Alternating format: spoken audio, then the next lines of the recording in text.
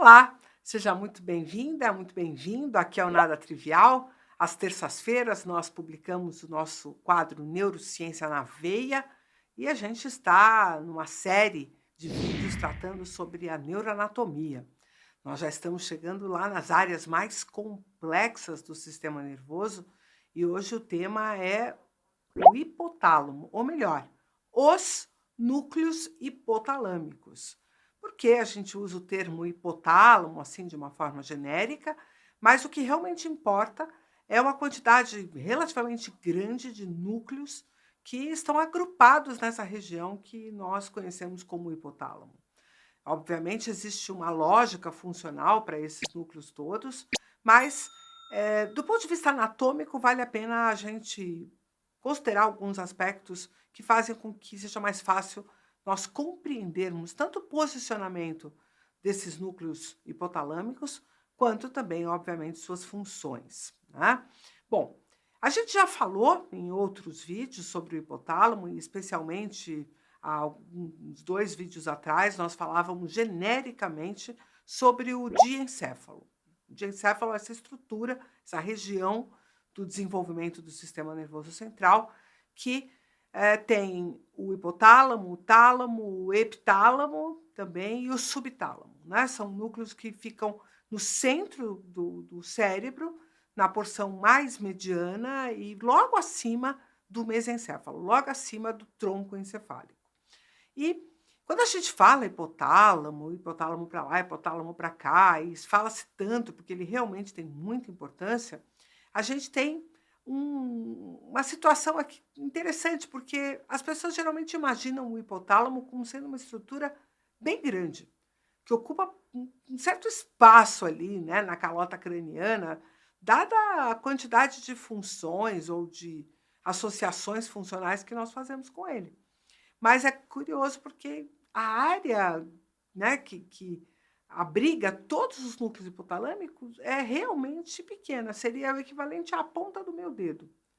É realmente bastante pequena. Porém, você vai ter um conjunto de núcleos hipotalâmicos que ficam no hemisfério direito e um outro conjunto no hemisfério esquerdo, né? Então, essa coisa é bilateral. Você vai ter no direito, você vai ter no esquerdo uma repetição, né? Uma imagem especular, uma imagem espelhada do núcleo que você tem do lado direito para o lado esquerdo. Então, na verdade, nós temos 2 conjuntos de núcleos hipotalâmicos, um de cada lado do cérebro. Muito bem. Bom, o hipotálamo, de uma forma geral, ele pode ser dividido em 3 porções, né? Do ponto de vista anatômico, a separação anatômica desses núcleos hipotalâmicos guarda o conceito do hipotálamo supraóptico, do hipotálamo tuberal e do hipotálamo posterior. Bom, cada uma dessas estruturas hipotalâmicas tem seus próprios núcleos e cada um deles também vai ter suas especialidades funcionais.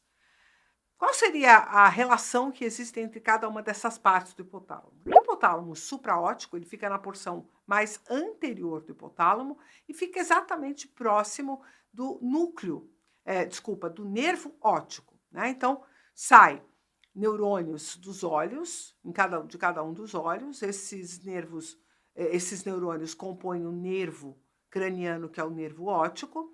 Esse nervo óptico, ele cruza, né, ele faz uma decussação, ele cruza na linha média, formando aquilo que a gente chama de quiasma óptico.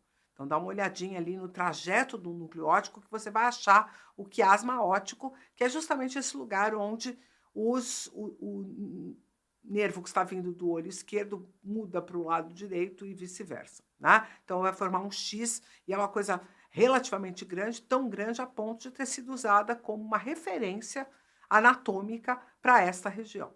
Então, quando a gente fala de hipotálamo supraóptico, nós estamos falando desta região do hipotálamo que fica próximo do quiasma óptico, próximo dessa região do nervo óptico.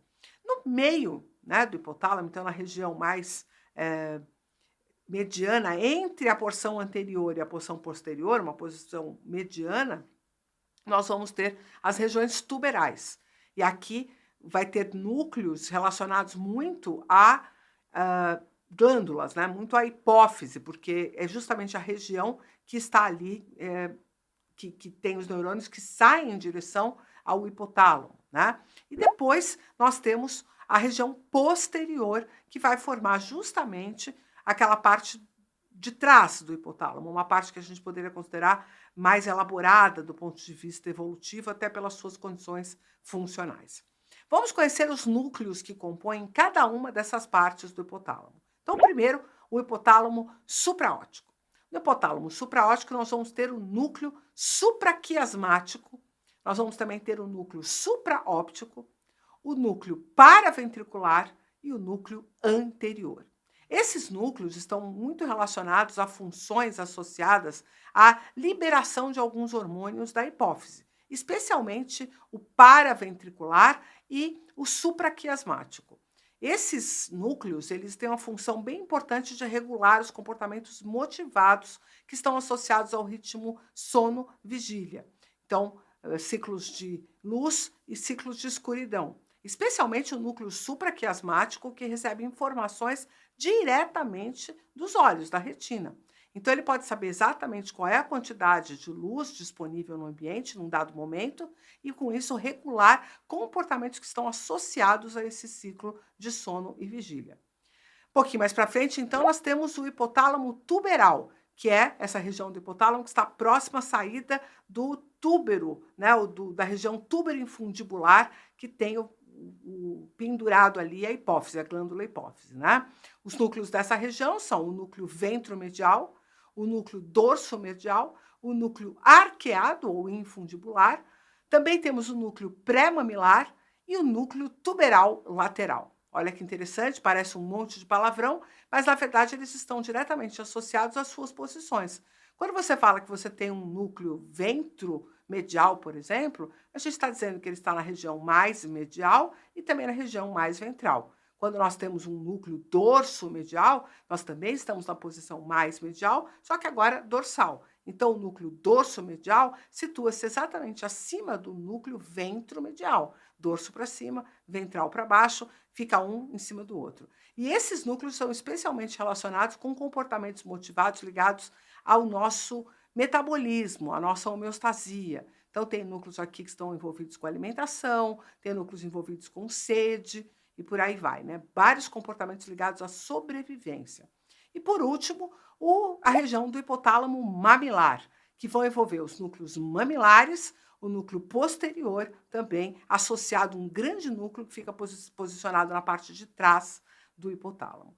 Veja que coisa interessante, essa região do hipotálamo, né, posterior, ela está diretamente ligada ao processamento das emoções e, portanto, provavelmente uma região do hipotálamo um pouco mais elaborada, um pouco mais evoluída. Então, à medida que a gente vai indo das regiões anteriores em direção às regiões posteriores, as funções do hipotálamo vão ficando cada vez mais complexas e envolvendo um número maior de informações, até chegar nessa especialização de funções muito associadas com emoções, regulação do sistema nervoso autônomo, comportamentos motivados e, portanto, o hipotálamo fazendo aquele papel fundamental que a gente já falou em outros vídeos de ler o ambiente, de entender o que está acontecendo no ambiente e, a partir desta leitura, ser capaz de produzir mudanças comportamentais que envolvem tanto a atividade do sistema nervoso autônomo, como a atividade de sistemas musculares, sistemas ligados tanto à víscera quanto à movimentação do corpo, produção de energia através de hormônios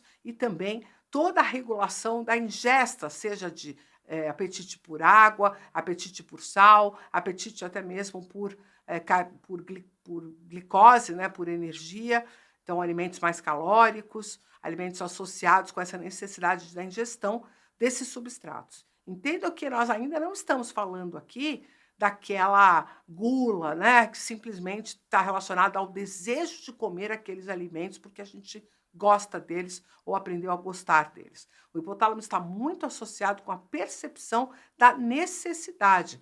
E mais do que isso, como ele também recebe informações importantes sobre o ciclo claro e escuro, interessantemente, esses núcleos hipotalâmicos também podem ajudar a regular outras funções, como é o caso do ritmo circadiano e a alimentação associada. Quer dizer, você vai sentir fome naqueles momentos em que é mais fácil, mais comum você alcançar alimentos, né? Além desses núcleos que a gente falou acima, vão ter alguns outros núcleos hipotalâmicos menores, que é o caso do núcleo lateral, o preótico medial, preótico mediano, periventricular, periventricular posterior, e todos eles estão, na verdade, associados às posições que eles ocupam em relação ao ventrículo, ao terceiro ventrículo que está ali ao ladinho do hipotálamo, como também a posição que ele ocupa em relação ao quiasma óptico e outras regiões ali próximas do hipotálamo. Então, os nomes todos vão nos ajudar a entender isso, né? Eu queria fazer menção especial ao núcleo supraóptico, que é conhecido por produzir dois hormônios bem importantes, a vasopressina e a ocitocina. A vasopressina, que também é chamada de hormônio antidiurético, é super importante para manter o equilíbrio osmótico e hídrico do nosso organismo, porque regula tanto a reabsorção de água livre pelos rins, como também o nosso comportamento de sede. Já a ocitocina é mais famosa, né? Ela tem um papel bem importante na lactação, nas contrações uterinas durante o trabalho de parto e também na construção de vínculos parentais, né?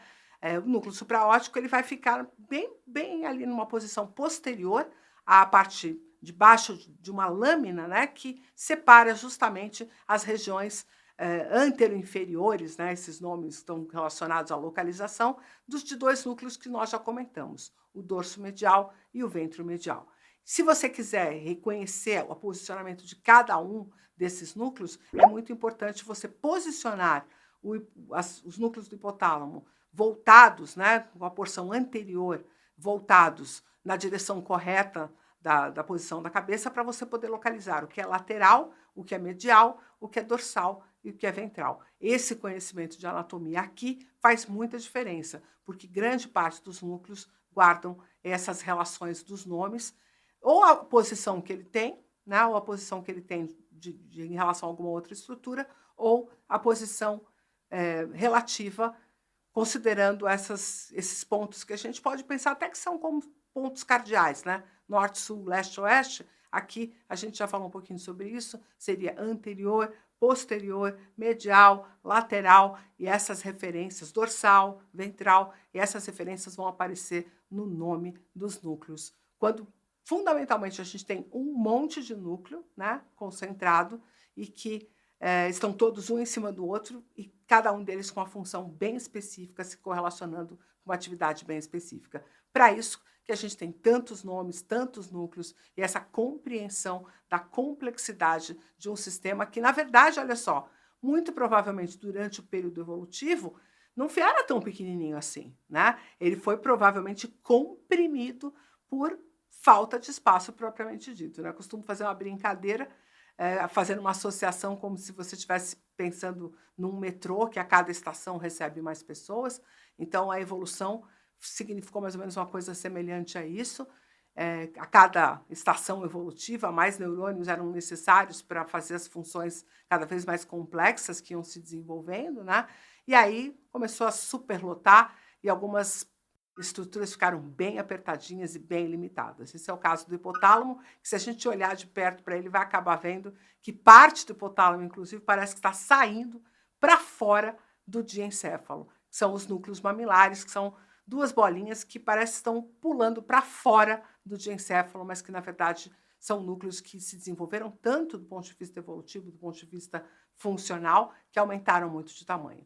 No caso do núcleo mamilar, é a importância que ele tem no processamento das emoções. Espero que você tenha gostado de chegar perto dessa complexidade dos núcleos hipotalâmicos, que a gente olha de pertinho, parece muito pequenininho, parece não fazer nem cócegas, mas a hora que a gente vai tirando cada um desses núcleos da sacola e começa a olhar as funções que eles executam, a gente não pode fazer outra coisa a não ser tirar o chapéu para essa região do diencéfalo, o hipotálamo. Espero que vocês tenham gostado desse vídeo e se isso está te ajudando a estudar, passa para os seus colegas da faculdade ou do cursinho do lugar que você está estudando. Se você já é adulto, passa para os seus amigos que você acha que vão gostar de saber sobre esses detalhes da neuroanatomia, né? Adulto no sentido de já terminou a faculdade, já terminou sua formação, se você ainda não está naquela fase, né, de faculdade ou já passou dela. E não esqueça de compartilhar o Nada Trivial por aí, porque cada vez mais a gente precisa das curtidas, nós precisamos dos comentários, precisamos da relevância que você pode nos dar para que cada vez mais pessoas assistam os vídeos aqui do Nada Trivial, tá bom? Isso porque a gente realmente precisa sustentar toda essa estrutura e toda essa equipe que dá essa força para a gente produzir esses vídeos. Se você gostou, dá essa força aí para a gente. Um grande abraço e até o próximo.